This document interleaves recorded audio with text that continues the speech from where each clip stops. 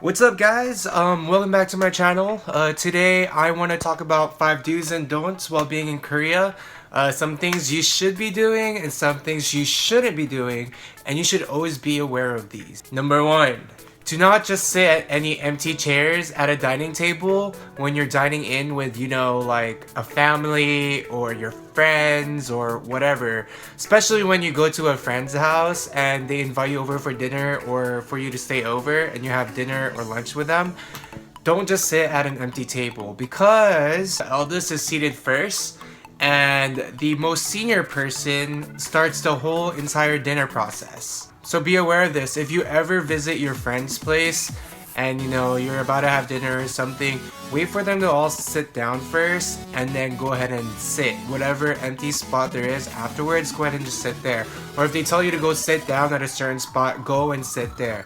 Do not just, sit yourself because this is kind of considered rude and bad table manners. Number 2, this kind of sorts up with like eating dinner and lunch. Don't leave any food left on your plate because this is kind of considered rude, especially when you're at someone's place and they cook for you. They specifically cook for you and you leave food on their table. How would that make them feel? Maybe this person didn't enjoy the food that I cooked.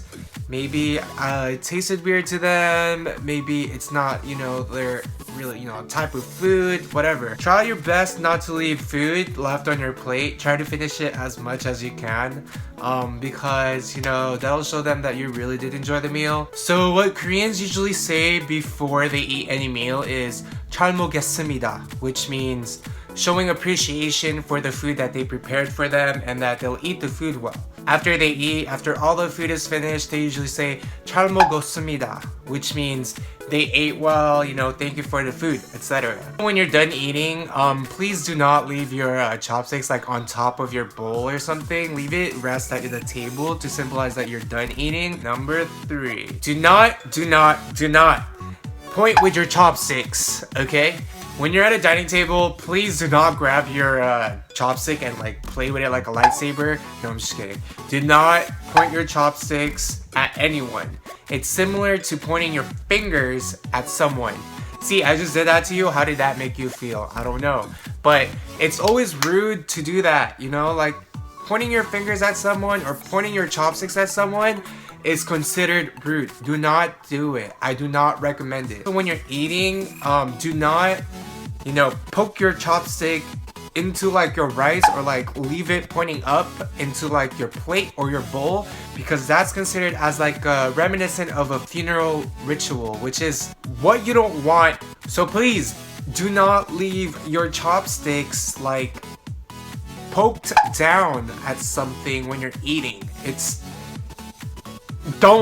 don't. Number 4, when you're drinking, when you're grabbing the glass, try to drink it with 2 hands. This is basically showing manners. It's like table manners. And also, Koreans are really good at this. Like if your glass is like empty, they would usually refill it for you. If you don't want any more, if you don't want to drink anymore and like you're not thirsty anymore, leave a little liquid in there so that they know that you don't want any refills, or like you can just like politely tell them, oh no, it's okay. Number 5, one of the important things in the Asian culture in general is bowing.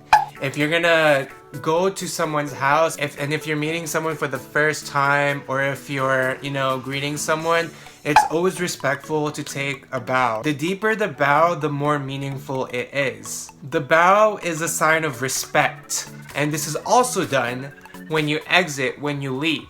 And I'll show you an example of this. 안녕하세요.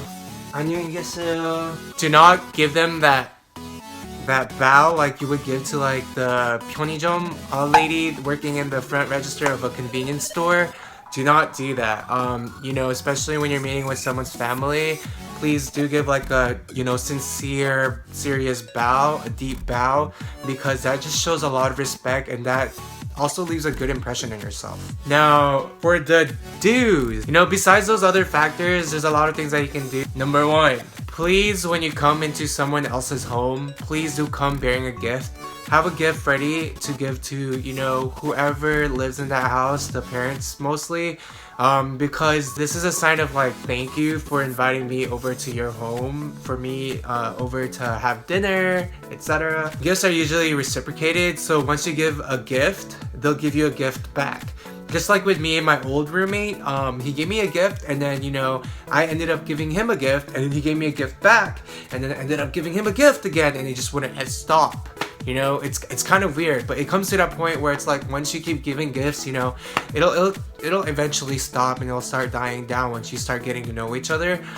You know, also don't give like an expensive ass gift. Like if you give like a Rolex watch like on your first meeting, like that would make me feel awkward, especially if you give that to me. Like, yeah, I'll be happy as hell, but like that would make me feel awkward because I'm gonna be like, what the hell? Like, why would you spend this much money on me? Like, I don't even know you, or what? You know, it's that type of thing. That way, I don't have to feel obligated to match up with a price that however much you spent on me to the gift that I'll be giving you, because not everyone has that much money to be spending on, you know, like a certain person, right?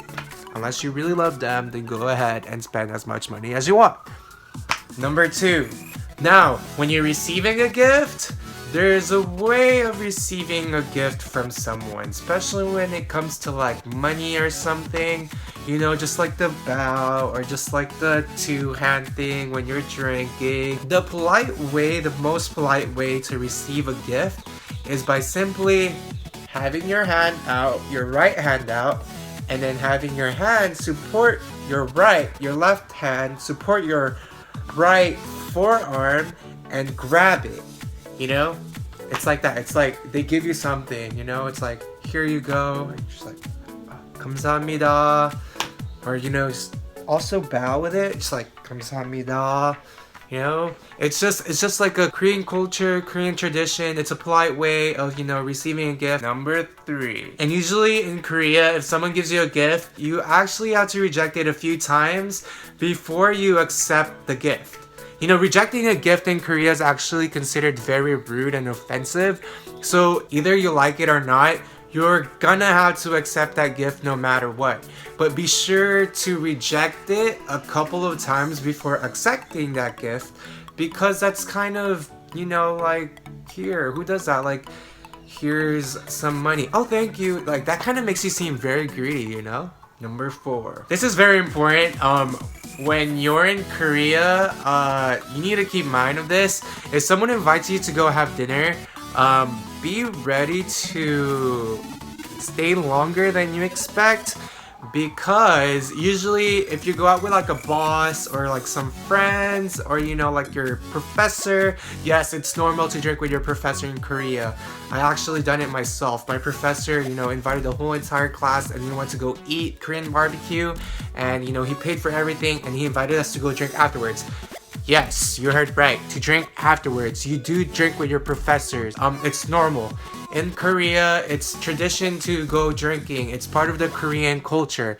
Whether you like it or not, you're gonna have to drink. And if you really can't drink, if you're allergic to it, you know, you might as well just tell them you can't, and, you know, just because you're being a little, just kidding. But yes, be prepared to stay out a little longer, because they're probably gonna ask you to go have some drinks. Number 5. When you're in Korea, always be open-minded, because of course, especially if it's your first time, you're at a new country, you're not really used to their culture, and you see like all these different weird things that's not really part of your own culture. Try to be open-minded and soak in as much of their culture as possible. You don't want to be rude or seem rude and disrespectful for, you know, making fun of their culture and, you know, having to reject all the time what they do. Because of course, if you're in their country, you're gonna have to abide by their rules and by their own culture. Don't be that asshole who like just rejects everything and you're not very open-minded about everything and you just want everything to go your own way. If that's the case, don't come to Korea, because most likely Koreans are gonna look down on you, and you know, it just brings a really bad environment, like a really bad vibe. And who the hell likes bad vibes? When you're in Korea, try as much food as you can, because food is pretty cheap there. You can't get it cheaper than it is in Korea. well, besides like Thailand and Vietnam, try to make use of the food there. They actually really like spicy food, so if you're a big spicy food fan, go ahead and just like eat as much as you can, because you know, Korean food is, let's face it, Korean food is super freaking expensive in the US. I don't know how much it is in like different countries, but in the US, like, I know I bought sundubu for like 5,000원, which is like a little under $5 in Korea, and here it's like 12 freaking dollars, and it's super expensive. It doesn't even taste as great as the one I got in Korea. So it's like, try to take advantage of the food there. I know, like, I was pretty fit, like, I'm not gonna lie, like, I was pretty fit before I got to Korea, but when I got to Korea, I try to like eat as much as I can and enjoy, and I got pretty chubby, you know, like right now I'm trying to get back in shape and, you know, like go to the gym and stuff, but I don't know, like, food is good. Like, who the hell doesn't like great food, right? And oh my god, Korean food is so freaking good. Like, Korean barbecue especially, dude, like, who would have thought about, you know, barbecuing stuff in front of you when you're like dining in, and like having all these, you know, traditional banchan, the side dishes, you know, like, who would have thought you would get like unlimited keranmari, which is like the egg rolls, and not the egg rolls, but like the rolled eggs, and like, you know, you would have like kimchi. Oh my god, kimchi. And you know, like, you have like anchovies, as weird as it sounds. And also in Korea, don't be afraid to eat, you know, weird things, because they have stuff like a moving octopus. I would have never thought I'd eat a live octopus, shit. But I went to Noryangjin Market and I ate that, and it was super delicious. Well, it doesn't really taste like anything except for the sesame oil that you dip it in, so that it doesn't like suck in to your throat and kill you and suffocate you. But you know, like, it's good. Who would have ever known I would eat something like that? Cool, right? So this is about it. I'm gonna make another video later on, you know, sometime in the week, addressing more stuff, more do's and don'ts, and specifically, you know, some other things that, some concerns that some people have towards, you know, like foreigners. I have a lot of more things coming up, more videos coming up, but I just wanted to keep this short because I don't want too much of a long video, you know, like stress you out about like what to do and what to not do. But yes, I specifically want to thank my Hyung for helping me with this video, you know, like coming up with all these things. He lives in Korea right now. I got all these checked with my Korean friends to see if it's actually accurate, and yes, they really do, you know, like incorporate all these things. And please do keep these in account when you're going to Korea, or if you plan to study abroad in Korea, or if you're already living in Korea and you didn't know these, please do keep that in account. And major props for you for coming here first and actually viewing this before you're heading to Korea, because, you know, that means you have like a sense of like, you know, appreciation and, you know, understanding and consideration about, you know, their culture, and that, so that you're aware before you go there. I'll catch you on the next video, and please don't forget to leave a comment below. Thumbs up this video if you liked it, and thumbs down this video if you didn't for some reason, and please do leave a feedback below. I would really love some feedback. I'm new to this whole entire YouTube thing, so yeah. And also, don't forget to share and subscribe for more videos. And yeah, I'll see you guys in the next video. See ya.